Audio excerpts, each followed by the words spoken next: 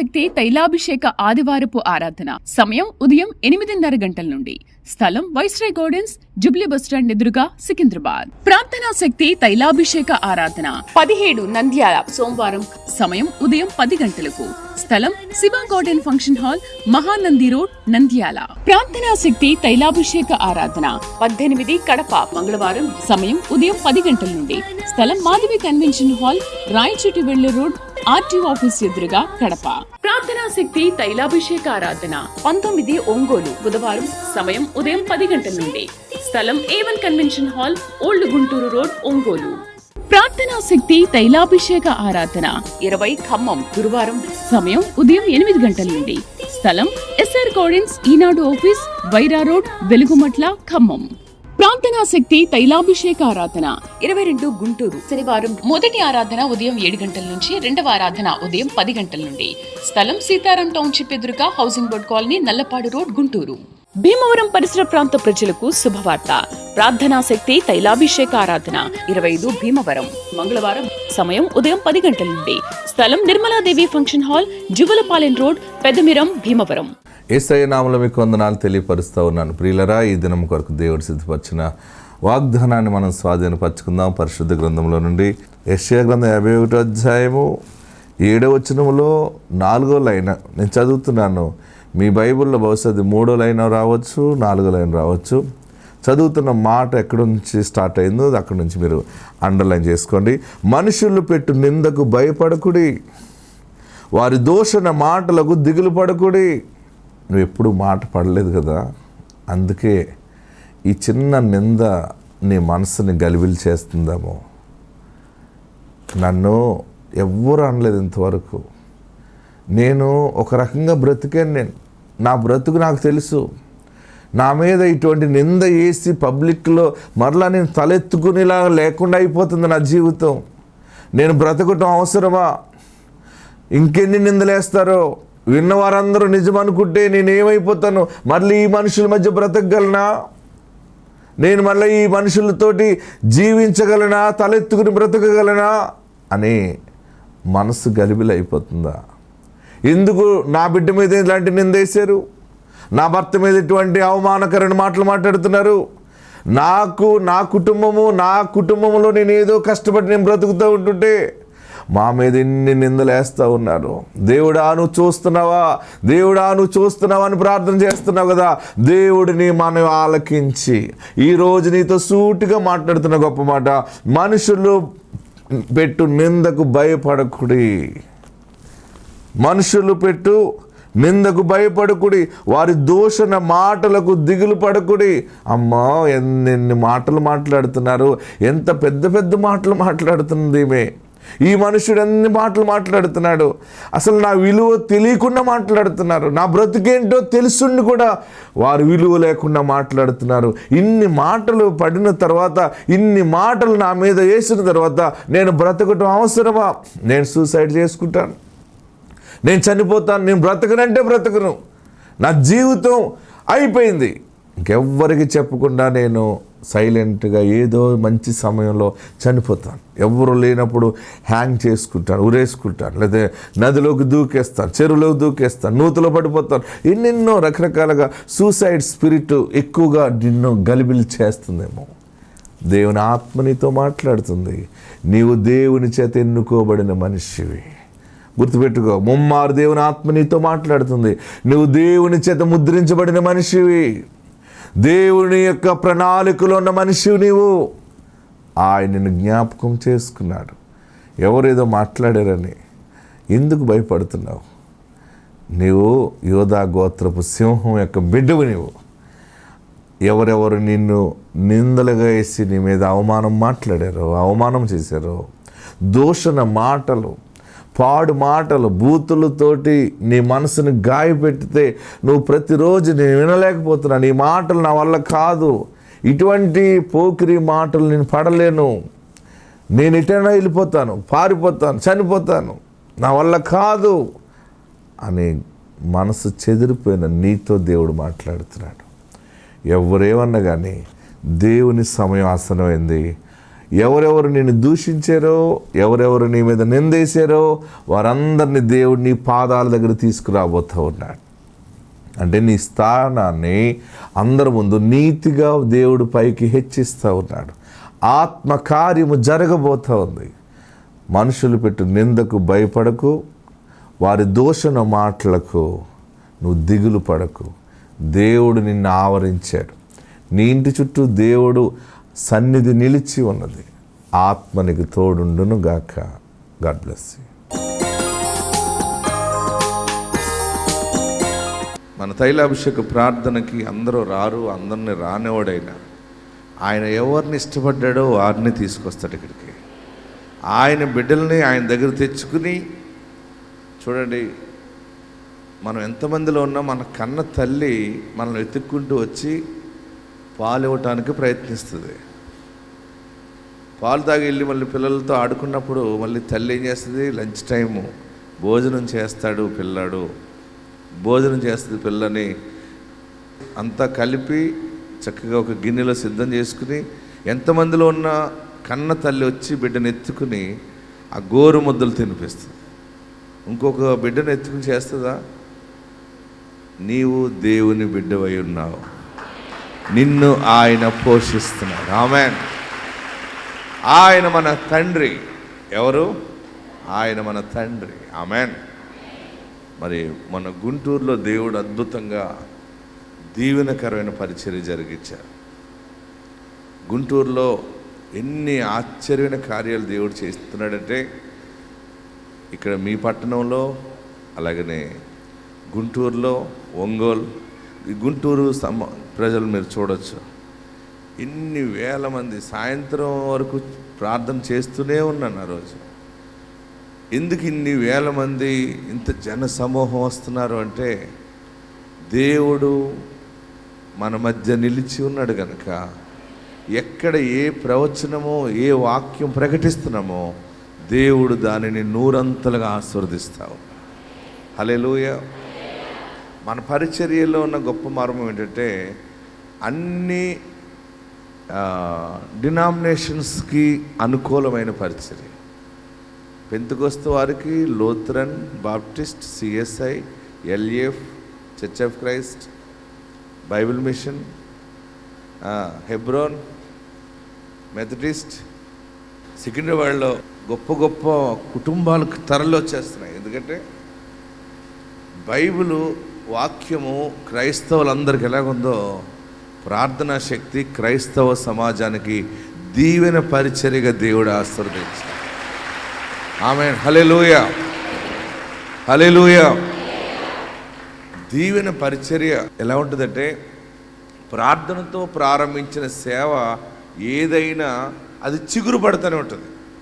ఈ సమయంలో అదే రోల్లో వస్తూ, ఈ సమయంలో, ఈ కాలంలో ప్రార్థనా శక్తిని దేవుడు వెలుగులోకి తీసుకొచ్చాడు. హల్లెలూయా. మన ప్రార్థన దేవుడు ఆలకిస్తున్నాడు. నేను దేవునితో ఆ సంబంధాన్ని కలిగి ఉంటున్నాను కనుకనే ఈ వ్యవస్థ ఇలా వెళ్ళిపోతూ ఉంది. హల్లెలూయా.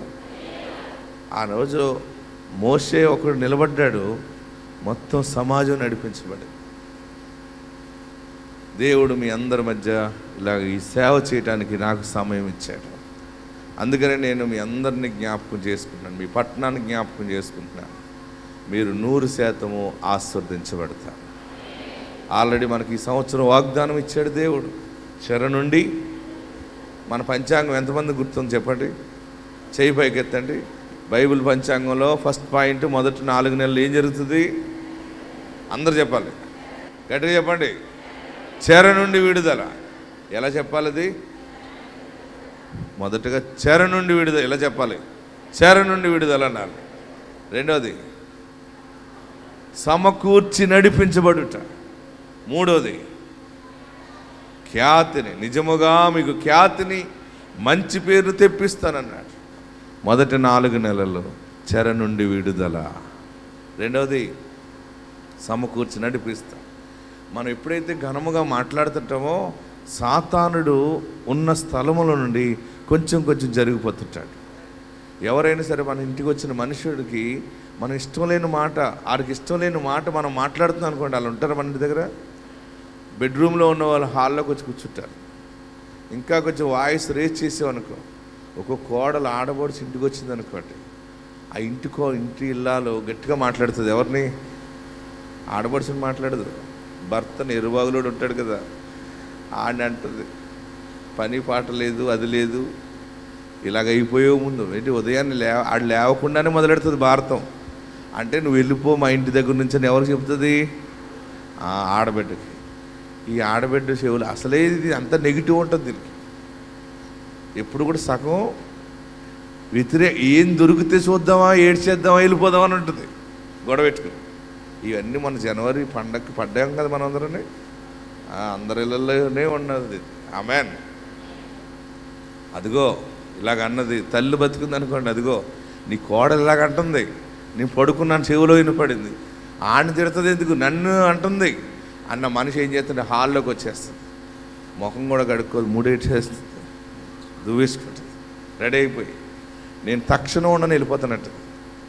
మళ్ళీ ఈమె అంటది, వెళ్ళిపోకు ఆడబిడ్డ, వెళ్ళిపోకు, ఉండు, టీ తాగిల్ది కానీ మా ఐదారోడు మీ తమ్ముడు అంతే, మీ అన్నయ్య అంతే అంటది. మళ్ళీ దీన్ని తిడుతుంది.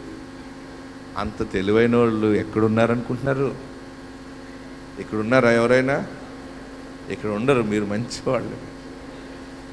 లేరన్న వాళ్ళు హల్లెలూయా చెప్పండి, ఉన్నారన్న వాళ్ళు చప్పట్లు కొట్టండి. మీరు దేవుని స్వరం వింటే, దేవుని స్వరం విన్నామంటే ఇక నీ జీవితం మామూలుగా ఉండదనమాట. కొన్ని తరాలు ఆశీర్వాదం అలా నిలబడిపోతుంది అంతే.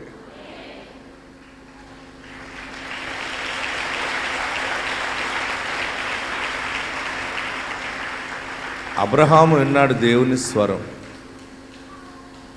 ఇస్సాకు విన్నాడు, యాకోబు విన్నాడు.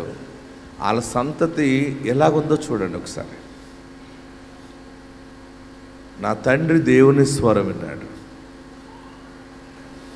మా నాన్నగారు అనేవారు, ఇలాంటి సాక్ష్యం ఎక్కడో కానీ దొరకదు. నేను దేవుని స్వరం విన్నాను, దేవునితో పట్టబడ్డాను. దేవుని స్వరము నా తండ్రి విన్నాడు. ఆయనకి ఎవరు నెగ్గుతారో, ఎవరు ఆస్వాదించబడతారో ఆయనకి దేవుడు చెప్తూ ఉండేవాడు. ఒక రోజుని దేవుని పిలుపుని బట్టి పిలువబడ్డాడు, సేవకు వచ్చారు. సేవ ప్రారంభించిన తర్వాత మా నాన్నగారు సేవ ఎక్కడ ప్రారంభించారంటే మా సొంత ఊర్లోనే ప్రారంభించారు. సొంత ఊర్లోనే ప్రారంభించేసరికి అందరూ అంత గౌరవం ఇవ్వట్లేదట. అప్పుడు ఏంటి అంత రెస్పెక్ట్ ఇవ్వట్లేదు. సామూర్తి గారా, ఇక్కడ మూర్తి గారు చర్చ పెట్టుకున్నాడు, ఓకే అలాగా అన్నట్టు. అప్పుడు మా నాన్నగారికి బాధ అనిపించిందట. బాధ అనిపించి ప్రార్థన చేసి, ప్రభు ఇక్కడ ఎవరో గౌరవం ఇవ్వట్లేదు, నేను ఇక్కడ పుట్టి పెరిగాను కాబట్టి ఇక్కడ విలువ లేదు బాబు, మరి వేరే ఊరు వెళ్ళిపోతానండి అన్నాడట. ఎవరితోటి? ఏసైతో ప్రార్థన చేస్తే అప్పటికి ఎక్కడికైనా వెళ్దామా అని ప్లాన్ చేస్తున్నారు. మేము చిన్నపిల్లలు. ఆ మాటలు నాకు గుర్తున్నాయి బాగా. కుటుంబ ప్రార్థనలో, బాబు మరి ఇక్కడ సేవ చేస్తున్నాం కానీ విలువగా లేదు, ఎవరు విలువ ఇవ్వట్లేదు, విలువ లేకుండా మాట్లాడుతున్నారు, మరి వేరే చోటుకి వెళ్ళి సేవ చేస్తాం, పలానా చెప్తున్నాడు. ఒక రాత్రి దేవుడు నాన్నతో మాట్లాడాడు. ఎలా మాట్లాడాడు తెలుసా? ఇప్పుడు మందిరం ఉంది అక్కడ, ఆ మందిరానికి ముందు ఎలక్ట్రికల్ పోల్ ఉంది, కరెంటు స్తంభం ఉంది. దాని మీద దేవుని దూతల రెక్కలు సార్చుకుంటూ వచ్చి, ఇక్కడ బోధకుడు అయ్యా నువ్వు, ఇక్కడే బోధ చేస్తావు, ఇక్కడ బోధకుడు అని దూత చెప్పటం దర్శనంలో. ఆ స్థలంలో మందిరం ప్రారంభించబడింది. ఆ మందిరంలో నుండి ఎంతోమంది సేవకులు బయటకు వస్తున్నారు. అక్కడి నుంచి వచ్చిన సేవ మీ దాకా వచ్చేసింది. లోకమంతా వెళ్ళిపోయింది. విలువ లేదు, గౌరవం లేదు బాబు అని ఏడ్చాడు నా తండ్రి. ఈ రోజున మా ఊరు, మా ప్రాంతము దేవుడు ఎన్నుకున్న పరిశుద్ధ క్షేత్రముగా మారిపోయింది. హల్లెలూయా! గట్టిగా హల్లెలూయా చెప్పండి. మనం ఎక్కడ అవమానం పరచబడతామో, ఎక్కడ కృంగిపోతామో అక్కడే ఆశీర్వదిస్తాడు. అదే యేసులో ఉన్న సీక్రెట్. ఆమేన్. నీకు మగపిల్లోని ఇస్తాను, ఇస్సాకు పేరు పెట్టు అన్నాడు. నాన్నకి వచ్చిన దర్శనం, స్వరం విన్నాడు. అమ్మ గర్భం ధరించటం, నేను పుట్టడం. ఇవన్నీ ఆలోచన చేస్తే మీకు చెప్పే శుభవార్త ఏంటంటే, దేవుని స్వరము విన్న కుటుంబము, మీ ఇంట్లో ఎవరో ఒకరు దేవుని స్వరం వినటానికి ప్రయత్నం చేయండి. మీరందరూ బంగారం చేయించుకోవడానికి ప్రయత్నం చేస్తారు. సంవత్సరానికి ఒక సరుకు వస్తుంది. ఇలాంటి లెక్కలు వేసుకుంటారు కదా. ఇప్పుడు ఒక లెక్క వేయాలి మీరు. ఎలాగైనా నేను ఈ నెల దేవుని స్వరం వినాలి, ఎలాగైనా వినాలి అని మీకు సమయం ఉన్నప్పుడల్లా అడుగుతూ ఉండండి. ఈ సంవత్సరంలో దేవుడు బలముగా నిన్ను నిలబెడతాడు. వాగ్దానం ఉన్న సంవత్సరం ఇది. ఇది మామూలు సంవత్సరం కాదు. ఇది అందరి పరిస్థితులు ఎట్లున్నా కానీ నీవు చిగురు పడతావు. హల్లెలూయా. మరి పిల్లలు లేని వారి గురించి ప్రార్థన చేసిన రీతిగా దేవుడు గర్భఫలాలు ఇచ్చాడు. పిల్లల్ని అందరిని తీసుకొచ్చి నా చేతులు పెడుతున్నాడు, పైకి ఎత్తుతున్నాను నేను. చూడండి స్క్రీన్ మీద కవల పిల్లలు పుడుతున్నారు. చాలామందికి దేవుడు, డాక్టర్లు ఆశ్చర్యపోతున్నారు. ఏంటి, మొన్న ఒక డాక్టర్ అన్నాడట, రాదన్నాడు, వచ్చిన తర్వాత ఈ గర్భం నిలబడదన్నాడు. పుట్టిన తర్వాత బిడ్డను చూసి ఈ బిడ్డ బ్రతకరు, వెళ్ళు చచ్చిపోతారు, అవసరమైతే నేను కాగితం రాసిస్తాను అన్నాడట. ఆమె డైరెక్ట్గా తైలాభిషేక ప్రార్థనకు వచ్చింది. ప్రార్థన తైలం రాసింది. గొప్పగా దేవుడు ఆశీర్వదించాడు. మీ పట్టణంలోనే డాక్టర్లు వచ్చి చూస్తున్నారు ఇక్కడ ఏం జరుగుతుంది, పిల్లలు ఎలా పుడుతున్నారని. వాళ్ళకి తెలియనిది ఏంటంటే, మన పెదవుల ప్రార్థన పరమ తండ్రి గౌరవిస్తావు. పిల్లల్ని ఎవరిస్తారు? పిల్లల్ని ఇచ్చేవాడు దేవుడు. గర్భఫలము యెహోవా అనుగ్రహించు. అన్ని విషయాల్లో కనవాయి వేరుగా కానీ పిల్లల విషయంలో మాత్రం దేవుడే ఇస్తాడంతే. మరి చూడండి, ఇక్కడ 12 సంవత్సరాలకు ఒకరికి గర్భఫలం వచ్చింది, 7 సంవత్సరాలకు ఒకరికి గర్భఫలం వచ్చింది. కొన్ని సాక్ష్యాలు చూద్దాం. మా పాపకి 12 సంవత్సరాల నుంచి పిల్లలు లేరండి. అన్ని హాస్పిటల్ తిరిగాము, కానీ పిల్లలకి సంతానం కలలేదు. కానీ నేను 7 వారాలు అనుకున్నానండి. ఇక్కడికి 6 వారాలుగా నా బిడ్డకి దేవుడు గర్భం ఇచ్చాడు. 12 సంవత్సరానికి గర్భం వచ్చిందండి దేవుడు. ఇక ఈ బిడ్డ చక్కని బిడ్డని, మగ బిడ్డని ఇచ్చాడండి, అందమైన బిడ్డని. మరి హాస్పిటల్కి వెళ్తే కాళ్ళలో ఎముకలు నరాలు చిన్నగా ఉన్నారు. కానీ ఒకసారి పాస్టర్ గారి దగ్గర వచ్చేట్లు అన్నారంటే, పో అన్నీ కొట్టేశాడే దేవుడు అన్నాడండి. ఇదిగో చక్కని దేవుడు నా బిడ్డకి మగబిడ్డని ఇచ్చాడండి. ఈ సాక్ష్యం దేవుడు దీవించిన కాకండి. మరి ఇసాక్ పాస్టర్ గారికి నా వందనాలు. మేము మంగళగిరి నుంచి వచ్చాము. నాకు పెళ్ళయి మరి ఇప్పుడు 25 సంవత్సరాలు. పాప పుట్టింది ఫస్ట్, పాపకి 20 సంవత్సరాలు. 20 సంవత్సరాల తర్వాత మళ్ళీ నాకు ఇప్పుడు బాబు పుట్టాడు. మరి ఇక్కడికి వచ్చినాకే దేవుడి నామకు వందనాలు. మరి నాకు కడుపుతో ఉన్నాక 7 నెలల దాకా నాకు తెలియదు. ఎన్నో నెలలు వచ్చే వరకు తెలియలేదు ఆమెకి. మరి ఏం చేస్తుంది ఆమె? కానీ ఆలోచించారా? 7వ నెల గర్భిణి, మామూలుగా తిరిగేస్తుంది. ఆమెకి గర్భం వచ్చిందని కూడా తెలియలేదు. మరి ఇసాక్ పాస్టర్ గారికి నా వందనాలు. మేము మంగళగిరి నుంచి వచ్చాము. నాకు పెళ్ళయి మరి ఇప్పుడు 25 సంవత్సరాలు. పాప పుట్టింది ఫస్ట్, పాపకి 20 సంవత్సరాలు. 20 సంవత్సరాల తర్వాత మళ్ళీ నాకు ఇప్పుడు బాబు పుట్టాడు. మరి ఇక్కడికి వచ్చినాకే దేవుడి నామకు వందనాలు. మరి నాకు కడుపుతో ఉన్నాక 7 నెలల దాకా నాకు తెలియదు. 7 నెలలు నాకు తెలియదు, కానీ 7 నెలల తర్వాత నాకు తెలిసింది కడుపుతో ఉన్నానని. మరి నాకు మగపిల్లని ఇచ్చినందుకు దేవుడి నామకు వందనాలు చెల్లించుకుంటున్నాను. మరి మా పాప మరి ఎటనే డాక్టర్ చదువుతుంది, పెద్ద పాప. మరి ఈ కృప ఇచ్చినందుకు దేవుడి నామకు వందనాలు చెల్లించు. ఇచ్చిన సాక్ష్యం దేవుడు దీవించిన కాక. ఆమె ఆశ్చర్య కార్యాలు, ఇదే ఆశ్చర్యమైన కార్యం. ఆమె ఎప్పుడు గర్భం ధరించిందో తెలియలేదు ఆమెకి. 7 నెలల తర్వాత తెలిసింది. ఇంకో 2 నెలలు ఆగితే సరిపోను. మీరు కూడా జాగ్రత్త చెక్ చేసుకోండి. దేవుడు ఏ సమయంలో ఇస్తాడో తెలియదు. ఆశ్చర్యకరంగా తయారు చేసి పెడతాడు అంతే. ఆమెన్. మన దేవుడు గొప్ప దేవుడు. మన దేవుడు గొప్ప దేవుడు. మరొక సాక్ష్యం చూద్దాం, చూడండి. వీరి పేరు సురేష్. వీరు కొంపల్లి నుండి ఇక్కడ కుకట్పల్లిలో జరిగే తైలాభిషేక ఆరాధనకు వస్తున్నారు. వీరికి తల తిరగడం అనే సమస్య నుండి 7 సంవత్సరాల నుండి బాధపడుతున్నారు. దాని ప్రభావం వల్ల ఆయన భయపడి వివాహం కూడా చేసుకోలేదు. ఎంతో బాధపడుతూ చనిపోవాలనుకున్న సమయంలో వారి తెలిసిన బంధువుల ద్వారా ఇక్కడ తైలాభిషేక ఆరాధన గురించి విని వారు ఇక్కడ తైలాభిషేక ఆరాధనకు వచ్చి దైవజనులతో ప్రార్థన చేయించుకున్నప్పుడు దైవజనులు వారి కోసం ప్రార్థన చేసి, దేవుడు నిన్ను స్వస్థపరుస్తాడు, అలానే నీకు వివాహం అవుతుంది, కుమారుడు కూడా పుడతాడని దైవజనులు ఆశీర్వదించి పంపిన విధంగా దైవజనులు 7 సంవత్సరాల నుంచి బాధపడుతున్న తల తిరుగుడు అనే సమస్య నుంచి దేవుడు విడుదలని ఇచ్చాడని, అలానే తర్వాత వివాహం కూడా జరిగింది, ఇప్పుడు కుమారుడు కూడా పుట్టాడని వారి సాక్ష్యం చెప్తున్నారు. దైవజనులు ప్రార్థన చేసి చెప్పిన ప్రకారంగా దేవుడు వారి పట్ల కార్యం చేశారని వారి సాక్ష్యం చెప్తున్నారు. ఈ సాక్ష్యం దేవుడు దీవించునుగాక. హల్లెలూయా. మరొక సాక్ష్యం చూద్దాం. తన పేరు యమున. గుంటూరు నుండి ఇక్కడ తైలాభిషేకానికి వచ్చారు. తనకి వివాహం జరిగి 7 సంవత్సరాలు అయింది. అయినా తనకి పిల్లలు పుట్టలేదని బండ్లముడి గార్డెన్స్లో తైలాభిషేకం జరుగుతున్నప్పటి నుంచి తన ఆరాధనకు వస్తున్నారని, కానీ జనప్రవాహంలో తన దైవజనులతో మాట్లాడడానికి లేక ఎన్నిసార్లు ప్రయత్నం చేసినా కుదరలేదని అప్పుడు సికింద్రాబాద్ ఆరాధనకు వచ్చి అక్కడ దైవజనుల్ని అడిగారు, మీరు నాకు తప్పకుండా వాగ్దానం ఇవ్వాలి, ఎప్పుడు పుడతారో నాకు చెప్పాలని దైవజనుల్ని అడిగినప్పుడు దైవజనులు చెప్పారు, ఈ సంవత్సరంలోనే నీకు అవుతుంది పో అని ప్రార్థన చేసి పంపించారు.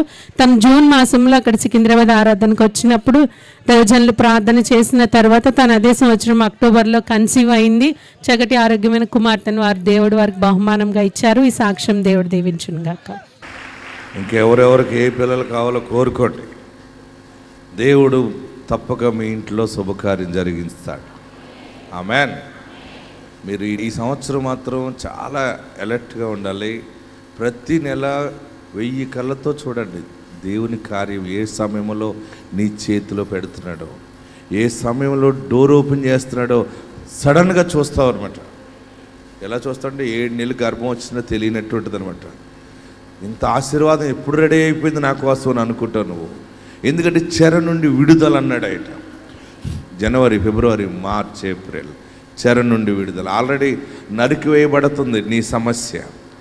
ఆల్రెడీ చితక్కొట్టేస్తున్నాడు దాన్ని తల చితక్కొడుతున్నాడు. ఎవరు?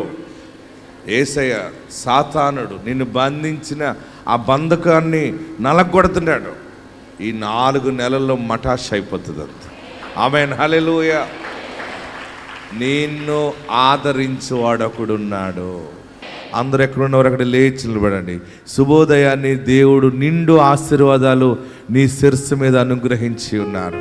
నిలబడి మీరందరూ కూడా లేచి నిలబడి 2 చేతులు ఆకాశం వైపు చాపి వందనాలు దేవా, వందనాలు దేవా అని థ్యాంక్స్ చెప్పండి. ఒక సేవకుడు ద్వారా ఇన్ని ఆశీర్వాదాలు ప్రకటించావు. నిన్నేదో గొప్పగా పొగడటానికి కాదు ఇది, నిన్ను సంతోషపెట్టడానికి కాదు ఇది.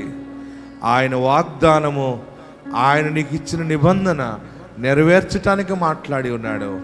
నీ ఇల్లు దీవెనగా ఉంటుంది, నీ కుటుంబం దీవెనగా ఉంటుంది. ఇడిచిపెట్టాలని అనుకోకు, పారిపోవాలని అనుకోకు. చెదిరిపోతుందేమో నీ మనసు.